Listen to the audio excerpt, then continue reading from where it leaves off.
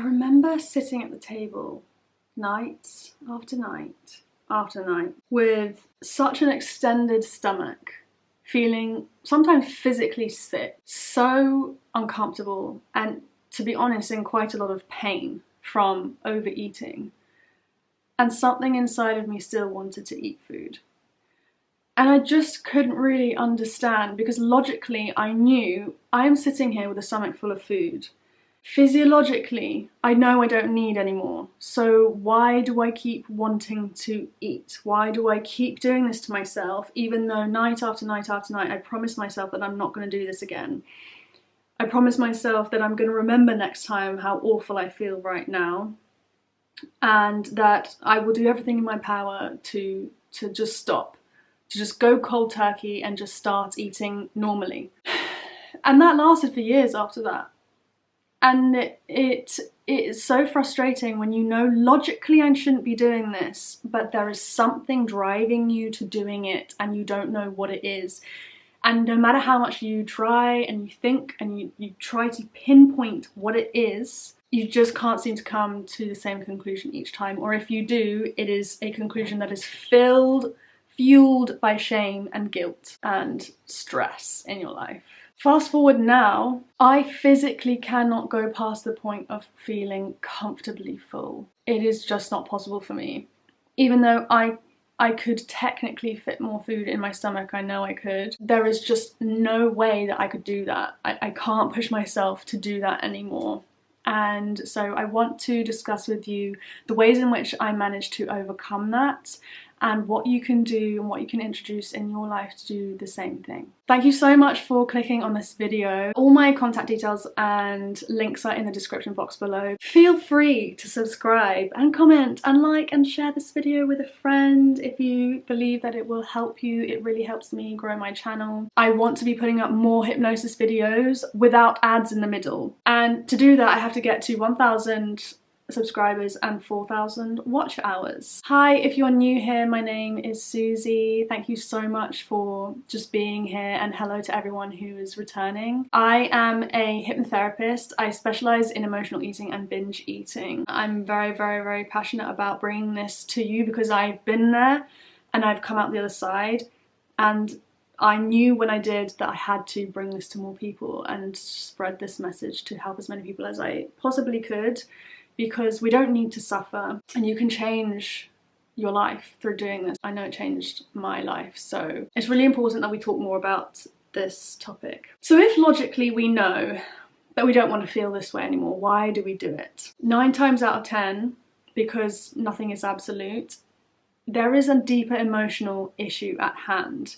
Because you know logically you don't want to be doing this. Emotion and imagination trump logic and willpower every single time. If it was the other way around and we always used logic and willpower, we would be able to think our way out of a situation. And a lot of people can do that, but the opposite is true for a lot of people. The emotions are so powerful, and our imagination is incredibly powerful as well. For a lot of us, it's for different reasons. Maybe food was your only comfort, and maybe you grew up with not a lot of happiness and pleasure and safety in your life, and food was always your friend. It was always there. It didn't judge you. It always helped you feel good. And the thought of not having that in your life, the thought of the opposite, is quite a scary thing because it's very unfamiliar, and the brain loves familiarity and habit. The mind's number one job is to keep you safe, not happy. And if in your life you found safety and comfort through food, you are much more likely to have issues with emotional eating and emotional overeating later on in life. It's like the butterfly effect, that once one thing happens, it triggers other things. For some of us, it is enough to just put external physical practices in place that help us learn new habits. Some people are lucky enough to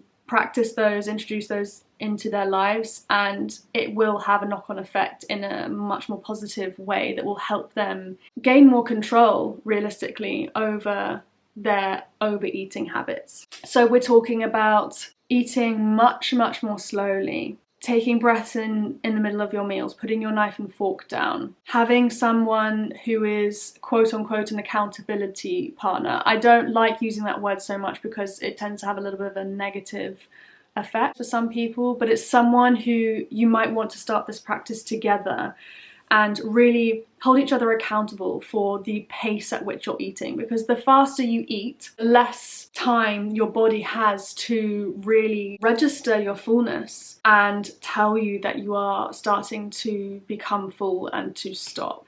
If you slow this down, your body is much more able to really gauge that and send you the appropriate signals. Those alone can help a lot of people, and they massively helped me. But I would be lying if I said that for me, that was the only thing that I did, because I knew I overate because of emotional issues. I was using external coping mechanisms to try and deal with internal issues. And that's never really going to help you if you have deep emotional issues or traumas that happened in your life that have driven you to seek comfort or safety or protection or punishment through food. Truth be told, it is familiar for you to overeat. Your brain can predict the beginning, the middle, and the end. Even though at the time you might feel a lot of guilt and shame for it and you don't feel good at the time, that guilt and shame is what is fueling the habit or the addiction for some. For people who don't tend to have so much shame and guilt attached to these issues, those are the people that do very well with just external habit interruption strategies, because they're not also dealing so much with the severe internal issues at hand. If you are someone that you feel would need more support outside of just external strategies, doing the internal deep work through things like therapy is absolutely paramount, because likely you've been trying to deal with this issue alone. And not only do you overeat, you will probably also secret eat, because you have, again, a lot of shame and guilt attached to eating and food and potentially your body. And so for you, it would be much more beneficial, and you will heal faster if you seek therapy, or you do some kind of activity, you take some kind of action towards dealing with the internal issues at hand. Maybe you suffered from a trauma when you were younger. Maybe you were always given food as a reward. Maybe food, again, like I said, has always been your friend and it's always been a coping mechanism for you. Maybe you've gone from one thing to another. Maybe you used to use alcohol or drugs or cigarettes to cope, and when that ended, you needed something else to help self-soothe you, and you chose food. In the grand scheme of things, it's all pretty much the same. It is a weed, and you need to address the root cause issue at hand, the seed that has been planted. It is not okay just to chop off the heads of the weed and just try and force yourself through logic and willpower to change your ways, because it is the emotions, the guilt and the shame and the feelings that are fueling the habit in the first place, coupled with the brain loving familiarity, loving habits, and just being wired to do the same thing over and over again, because it can predict the beginning, the middle and the end. It knows how you're going to feel at the beginning, it knows how you're going to feel once you've started eating, it knows how you're going to feel at the end. Even if it is unpleasant, it is predictable. So it's really important that you start doing the work towards forming new habits of thought and action to help you move forward.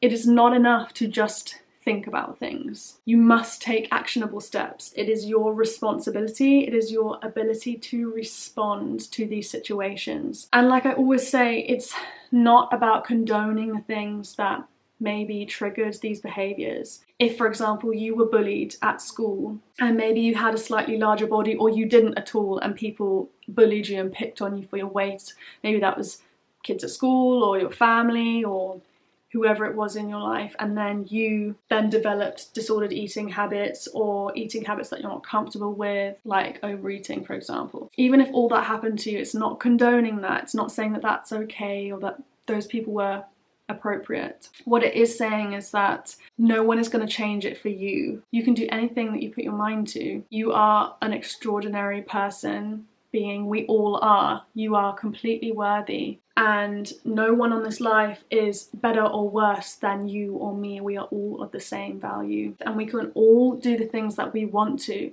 It just might feel a little bit scary at first and a little bit unfamiliar, and that's okay. But the most important thing is that you stay consistent and that you really just start putting the work in. And it doesn't need to be difficult. It doesn't need to be really extremely hard work. It just needs to be a little bit deeper than what you're doing at the moment. Some strategies that you can use at home, really keep it simple. If in the morning you just do one thing for a week, every morning you wake up and you have a notepad and pen beside your bed and you just brain dump. You set a timer for 5 minutes and you brain dump all of your feelings onto paper. If it's just that, try that for a week, see how you feel. Even if it's putting up a picture of yourself as a child on your mirror, and every morning and every evening when you're brushing your teeth, you're looking at that photo and you're reminding yourself of who you really are, how far you've come, and all of the difficulties that you have overcome in your life and you've got through, to give yourself some motivation, to remind yourself that you can do hard things. Or even if it's looking at that little child with complete empathy and realizing that that little child is still in you, and a lot of us, we're not taught how to process our emotions, our feelings when we are that young, and we have these bad things happen.